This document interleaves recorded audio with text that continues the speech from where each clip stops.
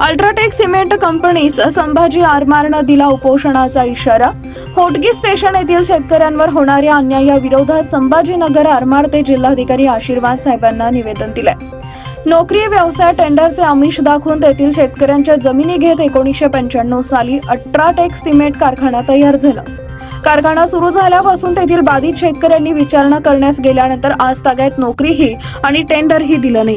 कोणत्याही प्रकारच्या नोकरी अथवा टेंडर प्रकल्पग्रस्त शेतकऱ्यांना न देता राजकीय दबावातून इतरांना ठेकेदारी देणे असे प्रकार घडत असताना अल्ट्राटेकच्या अधिकाऱ्यांना विचारणा केली। त्यावेळी अधिकाऱ्यांनी आम्हाला विचारून शेतजमिनी दिल्या का अशा प्रकारे अरेरावीची भाषा करत बाधित शेतकऱ्यांना डावलले। माहिती घेतली असता कारखाना व्यवस्थापकांच्या जवळील लोकांना टेंडर हॉटेल व्यवसाय करण्यास देत आहे असं निदर्शनास आलं।